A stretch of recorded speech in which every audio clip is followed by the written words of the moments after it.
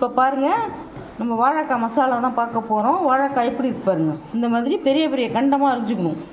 பொடிசா அறியக்கூடாது, அது பொரியலுக்கு தான் அறியணும். இந்த மாதிரி மசாலாவுக்கு இந்த மாதிரி பெரிய பெரிய கண்டமாக நான் 3 வாழைக்காயை தோலை சீவிட்டு உப்பு போட்டு நல்லா கழுவி எடுத்து வச்சுருக்கிறேன். இதுக்கு மசாலா அரைக்கிறதுக்கு தேவையான பொருள் நான் அரை மூடி பெரிய தேங்காய் உடைச்சி அதில் அரை மூடியை நான் அந்த மாதிரி பத்தையாக எடுத்து வச்சுருக்கேன். அதை போட்டுக்கலாம். 3 வாழைக்காய்க்கு தேவையான அரை மூடி தேங்காய் போட்டுட்டேன். அதுக்கு தேவையான காஞ்ச மிளகாய், சில மிளகா காரமாக இருக்கும், சில மிளகா காரம் இருக்காது. உங்களுக்கு தேவைக்கு ஏற்ற மாதிரி மிளகா போட்டுக்கோங்க. அடுத்தது ஒரு தோலோடைய ஒரு 4-5 பூண்டு பல் போட்டுக்கோங்க. ஒரு பாதி வெங்காயத்தை அரிஞ்சு போட்டுக்கோங்க. 2 தக்காளியை அரிஞ்சு போட்டுக்கோங்க. இது எல்லாத்தையும் அரிஞ்சு போட்டு மிக்சியில் ரொம்ப ஃபைன் பேஸ்ட்டாக அரைக்கக்கூடாது, அப்படியே ஒன்றும் பாதியமாக குறைன்னு அரைக்கணும். இப்போ பார்க்கலாம்.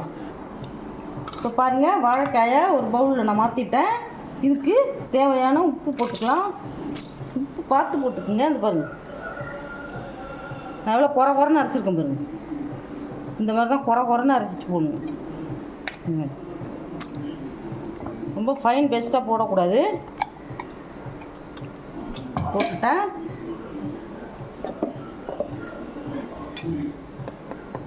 இப்போது அரை ஸ்பூன் மஞ்சள்தூள்,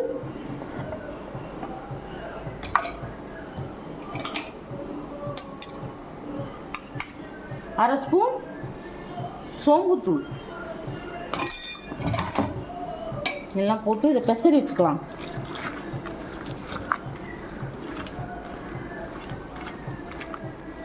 அந்த சோம்பு தூள் ஃப்ளேவர் சூப்பராக இருக்கும். உங்களுக்கு சோம்பு பவுட்ரு இல்லைன்னா அந்த மசாலாவோட கூட ஒரு ஸ்பூன் போட்டு அரைச்சிக்கலாம்.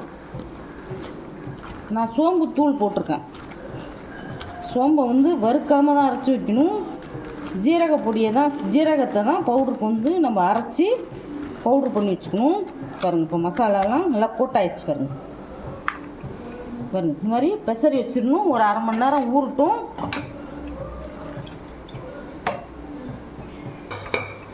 பாருங்கள், நான் கடாயில் 1.5 டேபிள் ஸ்பூன் கடலை எண்ணெய் ஊற்றி சூடு பண்ணி வச்சுருக்கேன்.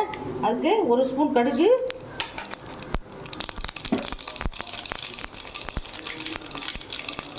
நல்லா பொரியட்டும்.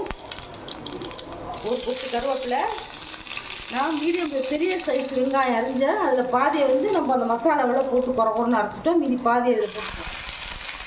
இது வெங்காயம் ரொம்ப தேவையில்லை, ஏன்னா வெங்காயம் போட்டு நம்ம மசாலாவில் குறைவாக அரைச்சிப்போம். அதனால் இதில் பாதி வெங்காயம் போட்டால் போதும்.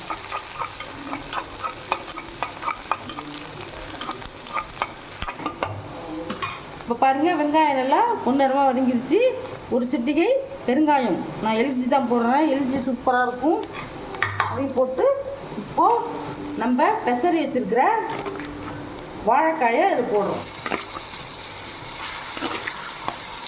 இது ரொம்ப டேஸ்டியாக இருக்கும்.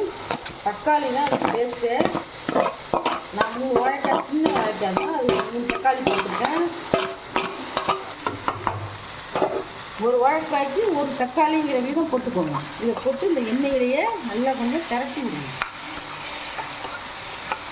எவ்வளோ கலர்ஃபுல்லாக இருக்குதுங்க, ரொம்ப டேஸ்டியாக இருக்கும். இது கிராமத்து விருந்தெல்லாம் வைப்பாங்க.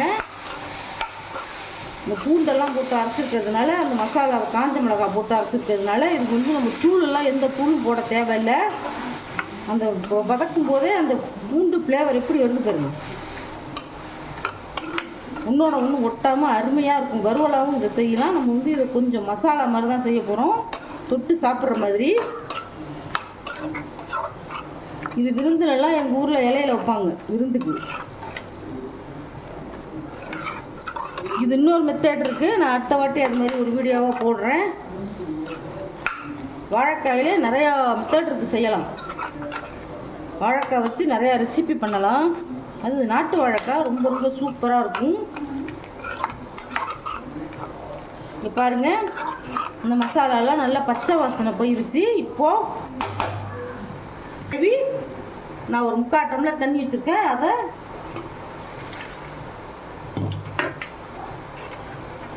இந்த பவுலில் கழுவி பவுலில் பெசரி வச்சுருந்தோம்ல, பவுலில் அதையும் ஊற்றிடலாம். வாழைக்காவே ஒரு அளவுக்கு தண்ணி ஊற்றிக்கோங்க. பாருங்கள், உப்பு பார்த்து போட்டுக்குங்க. ஏன்னா உப்பு எப்போவுமே எந்த சமையலில் போட்டாலும் நம்ம அரை உப்பு போட்டுட்டு அதுக்கப்புறம் நம்ம எல்லாம் தாளித்து கொட்டினதுக்கப்புறம் பார்த்துக்கலாம்.